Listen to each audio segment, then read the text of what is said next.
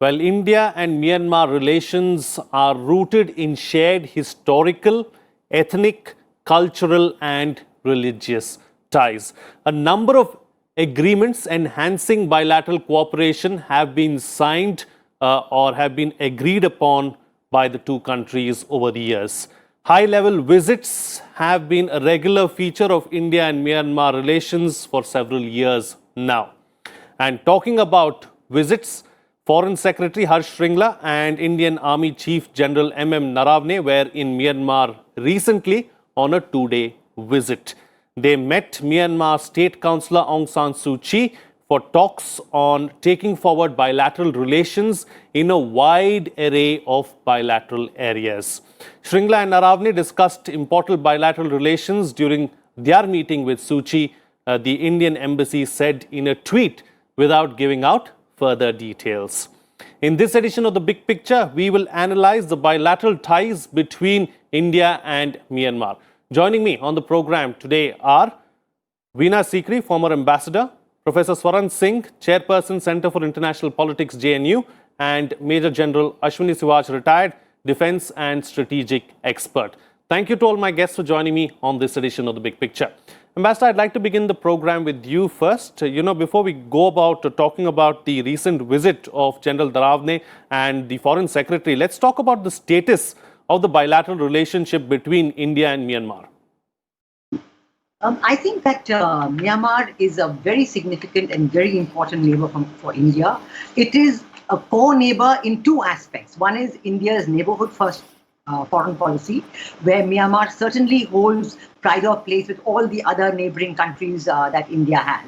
And secondly, as part of our Act East policy, because Myanmar is a real bridge for India between India and ASEAN. Myanmar is a member of BIMSTEC. Myanmar is a very valuable neighboring country. So in all these contexts, Myanmar holds a very significant place for India. I would say even in the context of India's northeast, in the development of India's northeast, in the security situation of India's northeast, in the economic prosperity of India's northeast, Myanmar plays a key role. There are a lot of ethnic and people-to-people connections between in northeast of India and Myanmar. And in fact, there are special dispensations where family ties take precedence and people are allowed to come into India up to a certain point and stay for a few number of days. So it just shows the absolutely civilizational historical links that have existed between Myanmar and India for millennia. Now, to take these forward is a very, very important aspect and dimension of India's foreign policy. And we have been looking at it in certain specific contexts. Connectivity is definitely one, because despite having this long border between India and Myanmar, a very long land border and a very long maritime border, despite this, the infrastructure connectivity has not yet been fully implemented, and there's a great interest and high priority being attached by both sides on doing this. And certainly one of the big aspects of the future development of the relationship is the Kaladan multimodal link, and you do see this as a way of reaching northeast India through Sittwe port. And India is developing Sittwe port. It has been delayed because of the pandemic, but certainly by early 2021, it is hoped that the port will be ready. And with a coastal shipping agreement in place, then we should be able to send our coastal ships from Kolkata to Sittwe and up through the river to Aizawl through the links that have been built. Then there are the large number of infrastructure projects trans-border. Between India and Myanmar. There is the trilateral highway between India, Myanmar and Thailand, where some 69 bridges are to be built. There is the power connectivity. We are now talking of an intergrid connectivity between India and Myanmar, as we have with so many other, as we have with Bangladesh, as we have developed with Bangladesh. The security dimension is really vital, because we know that the northeast, the insurgent groups, they have been taking shelter across the border. But I must say that in this context, the development of the relations between India and Myanmar has speeded up. And to the extent that just in May this year, the Myanmar government actually handed back 22 insurgents who had been caught on the Myanmar side of the border. This illustrates a very high scaling up of the defense relationship, and it is certainly significant that the Chief of Army Staff accompanied Foreign Secretary. They both went together on the visit to Myanmar. Right. And we have seen that In the context of the security relationship, the Indian and Myanmar army and defense services have gone further, have gone significantly further in developing and understanding. And the statement made in Myanmar that Myanmar's relationship with China will not in any way hinder the development of the relationship with India, or these two are entirely on different tracks altogether. This is significant because we have seen that even Myanmar is significantly worried that China has a relationship with Myanmar, active relationship, but at the same time, they're helping the insurgent groups of Myanmar in the various state provinces. Right. So this is another example of where there is a convergence, a dichotomy. The earlier dichotomy is gone, and now there's a complete convergence of the security perspectives between India and Myanmar. It's been certainly a very important development. And we have seen in this recent visit that a number of these aspects have come into great focus. They've been carried forward, and certainly after the pandemic, as we emerge from the pandemic, we have seen that Foreign Secretary Shringla went to Bangladesh a couple of weeks ago. Then there were the Joint Consultative Committee with Bangladesh, and now with Myanmar. First, the Foreign Office consultations were held 5 days ago with Myanmar, and now the visit to Myanmar, handing over the pandemic medicines, remdesivir. Talking about the vaccine, how to get Myanmar covered by vaccine, supply of vaccines. So these have been a really multifaceted, all-round discussion, very vital. As we come out of the pandemic, it is important. It shows the high priority India attaches to the Myanmar relationship. And absolutely. The success of the visit has certainly demonstrated this. The meeting with State Councillor, the meeting with the Senior General, the separate meetings with the Foreign Secretary and with the Vice General. So all this has been very significant. Absolutely. There are several aspects that you brought about, that you mentioned in your opening remarks. I'm going to try and take them up individually and try and, analyze them as well. But first, let me go across to the General now. General, talking about this whole security aspect that the ambassador spoke about and General Narawane's visit to Myanmar, from a defense and strategic point of view and also from an internal security point of view, how significant is it? Frank, it is very significant. See, the fact that, when there is a tension going on between India and China in Ladakh, yet the Chief of Army Staff has taken out the time to visit the Myanmar, show the importance of Myanmar as of today. And also that he has taken with him the Foreign Secretary. So both of them have gone. Also, it shows that how much importance we are now giving to the relation between India and Myanmar. Now, as far as the security relations are concerned, they are very crucial. Remember, after somewhere late 80s, we were not having best of the relationship with Myanmar because it was governed by the military ruler, and we always thought that Aung San Suu Kyi is not been given a chance to rule it. We were not able to maintain that relationship, and that is the time when our terrorist group and insurgent, they were thriving in Myanmar, and not only in Bangladesh, Chittagong, but also in Yunnan province of China, as well as in bordering state of Chin of Myanmar.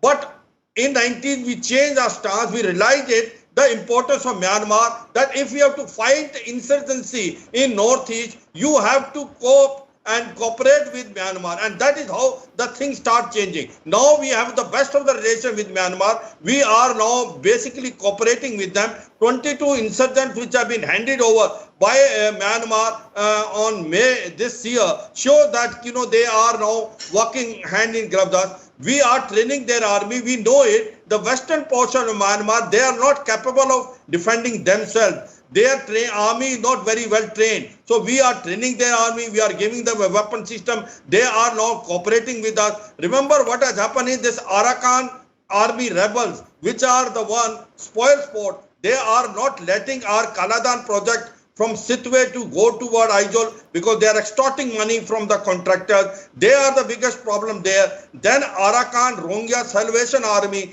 they are the another problem in the area of Myanmar. In addition to our terrorist group which are functioning, that were NSC and Kaplan. Remember that we have gone in 2015, done a surgical strike and killed over 70 insurgents of NSC and Kaplan. So there is a more cooperation which is taking place between India and Myanmar now.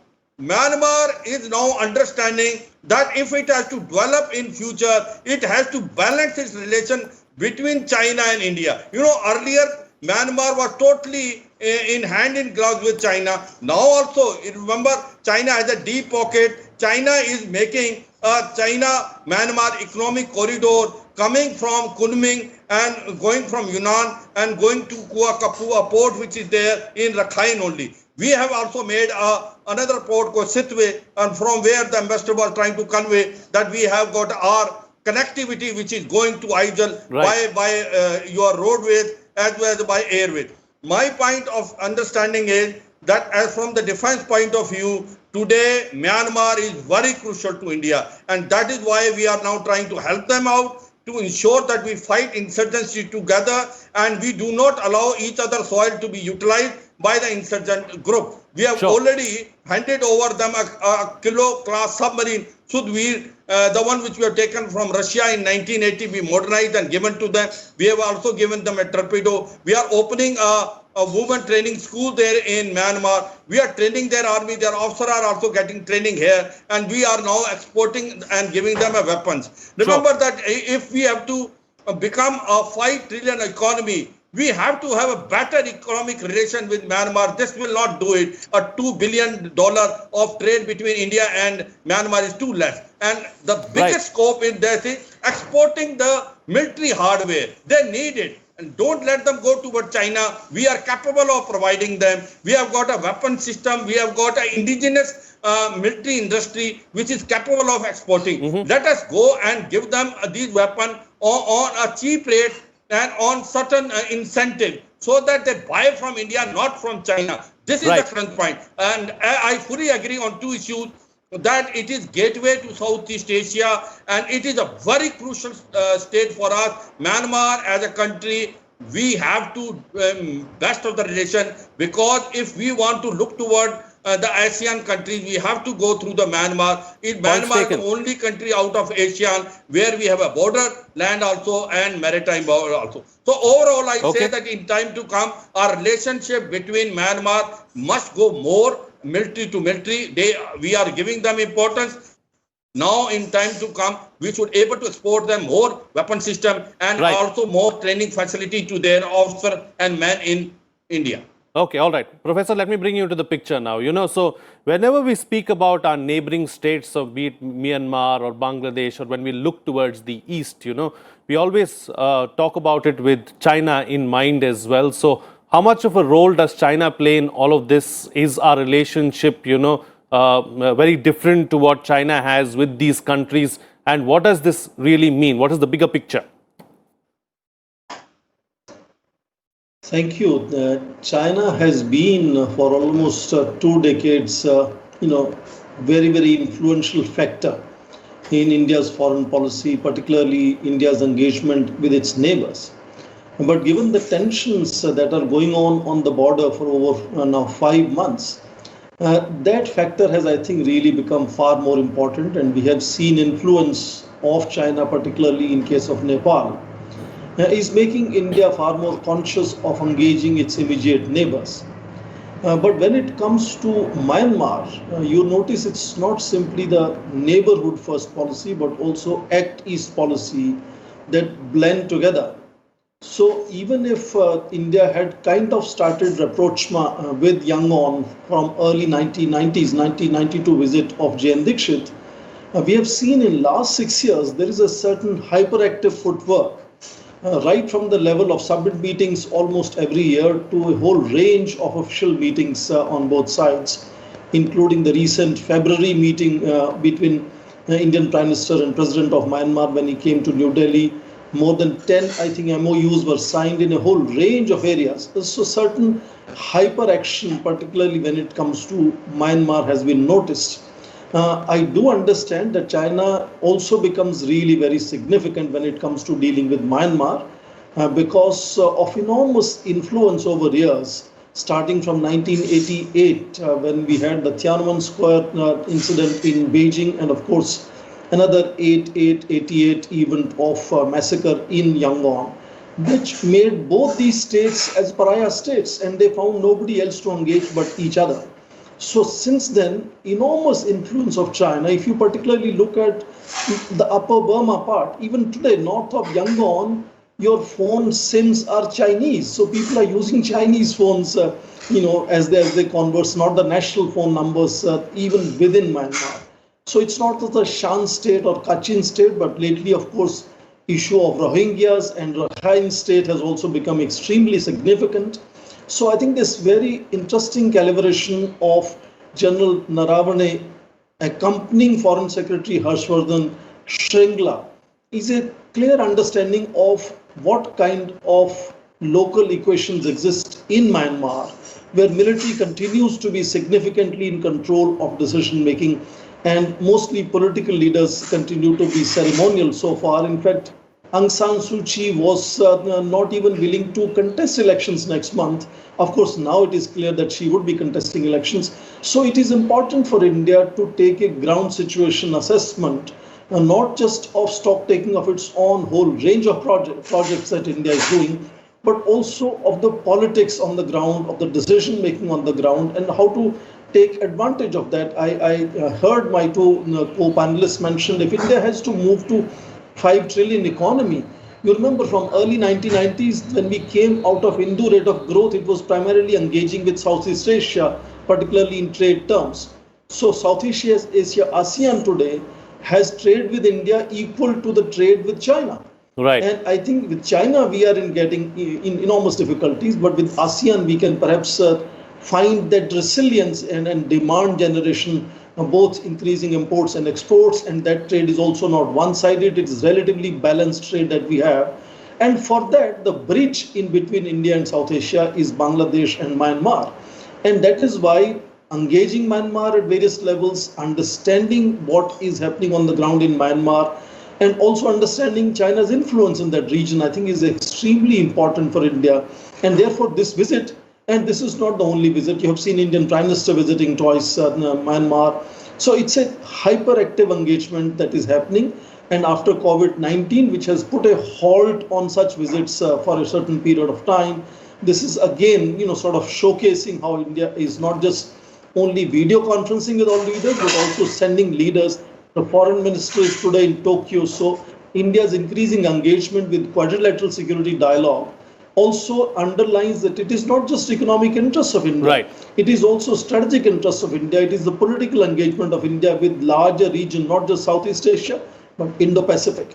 And in that sense, I think this is a component which is part of a larger strategy of India, where we can address India's emerging China challenge. But also, I think there is a lot more which stands autonomous of China. And I think we need also to underline that your own opening remarks were about ethnic, cultural, linguistic, historical relationships. And I think that is what is the vantage point for India. Right. Okay, points taken. Let me take the discussion forward now with the other panelists. All right, so we've spent a lot of time during our with our opening remarks. So I'm going to ask my panelists to all be brief going forward.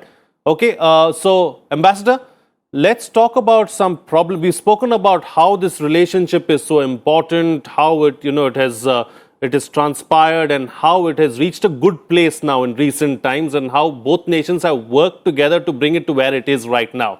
That having been said, do you believe that there are some concern areas, any areas of the relationship that need special attention? Well, first of all, I think it needs special attention and high priority in terms of implementation. Now, this is a very important aspect because we do know that big projects like the Trilateral Highway, Kaladan Multimodal, they have been, really affected by poor implementation. And there's been enormous delays. Now, this has actually brought down the image of India in Myanmar, that we make a lot of promises, but we don't implement. And I think that part of the reason for this very important high-level visit has been to tell the Myanmar government at the highest level, the senior general, the state councillor, that we are serious about implementation now. So I think this is a very important message that we have. I mean, what has come out of the visit, what has been the focus of the visit, is showing that we are saying we are here for the long term, we are going to implement, and we are going to implement fast track. So we are hoping now that the Sidway port will be operationalized maybe in the first quarter of 2021. The coastal shipping agreement will be done, and so we actually have an implementation. This is one aspect. The second aspect which I want to highlight is that in a combination of other problems in Northeast insurgent groups along the land border, there is another problem emerging of drug smuggling, of yaba, of heroin. So this is another track that is very serious. We know that even now, the very same refugees, Rohingya refugees in Bangladesh, they have become a major source of smuggling into Bangladesh of yaba and other drugs. And the same thing is happening across the India border as well. So this is a real serious problem, and I think this has been mentioned, this has been highlighted, and this has a capacity to really affect the common man, affect the entire relationship, affect the security issues. This is a very important aspect. The third aspect that we have not discussed in any great detail so far is the Rohingya issue. And this is important because, as we know, that Bangladesh also attaches the highest importance to it. And during the recent visit of Foreign Secretary to Bangladesh, when he met Prime Minister Sheikh Hasina, and India is going to be on the non-permanent member of the Security Council from January onwards for 2 years. So this is one issue that Bangladesh would like India to look at in serious earnest, to take it up and to make sure that something happens. Now, India has assured that we will do our best. We ourselves are keenly interested in the safe and sustainable return of the Rohingyas to Rakhine State. For that purpose, India has already invested a lot. We have done a lot of infrastructure building in Rakhine, where some 250 houses have been built, some agriculture and training facilities have been built. Mm-hmm. We're now moving to the next stage, looking at solar energy and others. So we are trying to make sure that with the development in the Rakhine state, that this will help in sending the refugees back in a safe and sustainable manner. But in the meanwhile, while there are these large number of Rohingya refugees in Bangladesh today, there is a serious concern about the radicalization of these refugees. And we know that already through Pakistan, through the Lashkar-e-Taiba and other groups, through the Jamaatul Mujahideen Bangladesh, in Bangladesh, the radicalization process of these refugees is stepping up. Let's talk about this Rohingya issue that the ambassador has raised, and how big a problem is it really as far as the relationship between India and Myanmar is concerned, and also bringing in Bangladesh into the picture? As far as the Rohingya issue is concerned, it is a very complex problem. The 7 lakhs Rohingyas have come from the Rakhine province and now in the Cox's Bazar, and they are now in Bangladesh. Our biggest problem is twofold. One is we are worried that these Rohingyas may try to come toward India, because India border is slightly porous, because the Bangladesh has made sure these Rohingyas cannot manage to go any other part of Bangladesh. But few of them are trying to come in India. There are already about 1 lakh Rohingyas inside India. And there have been instances where it has been found out that ISI is going in a big way to radicalize these Rohingyas in Cox's Bazar itself. They are training them. And this is a cause of concern as far as India is concerned. India wants a very fair solution as far as Rohingyas are concerned. India wants all these Rohingyas must go honorably back to Myanmar, and there should be a proper environment created also by Myanmar so that these chaps can go back. We do not want them to linger on in Bangladesh for too long. We are giving complete support to Bangladesh as far as in terms of infrastructure, in terms of food, medicine. But more than that, we are also helpless for the fact that Rohingyas, if they are staying in Bangladesh for too long, there is a big security risk for India itself, because we ourselves have got about 1 lakh Rohingyas, and there is a chance of they getting radicalized because they are a vulnerable people who can be radicalized. So this is one issue which is very important. Now the second issue, I can tell you, Frank, as far as India and Myanmar is concerned, a military cooperation, naval exercise is taking place, 2 other exercises are taking place, in the sense that in time to come, our military to military cooperation has to increase tremendously if we want to resolve the issues which are existing in Northeast as well as in the western portion of Myanmar. I think this will bring the development on the other side. And if in addition to Rohingya, we are able to handle this military to military relationship, this will have a large implication to bring peace and tranquility in this complete Northeast as well as the western portion of Myanmar. Right. Okay. All right. General, thank you for joining us on the program and sharing your views as well. I know you have to be elsewhere. Let me get a concluding remark from the professor now. Professor, how do we take this relationship up a notch? What do we do going forward? I think the first thing we need to really work upon is expanding our economic relationship, both in terms of our investments, which are, I think, roughly around 800 million at this stage. Though in the neighborhood after Afghanistan, that's a major destination of India's investments, particularly. Second, I think also we need enormous focus on expanding our trade with Myanmar, which is roughly between 1.5 to 1.7 billion dollars over years compared to China 10 times, 17, 18, 19 billion dollars. So there is enormous space there to first of all build economic relationship with Myanmar, and Myanmar can have enormous absorption of India's what we call appropriate technologies and techniques. So building on economic relationship, I think then building strategic and military relationship would be far more kind of sustaining over a period of time, because stakes of local constituencies in supporting that kind of engagement with India will be beyond the military leaders who could change their mind over a period of time, given the lure that Beijing could provide to some of these military leaders. So I think economic engagement is first, which is where we need to focus. Then on that building military and strategic relationship, of course, crisis that the local leaders are facing right now, for example, crisis on the border with Bangladesh, crisis with relationship to Rakhine State, India has to also facilitate. India has done enormous, I think about 140 projects in Rakhine states already happening. A border also, we have had 10 years of arrangement where India provides $5 million to build various projects on both sides of the border between India and Myanmar. So in that sense, the other segments could be built upon first by building the constituencies that would support that kind of strong engagement with India.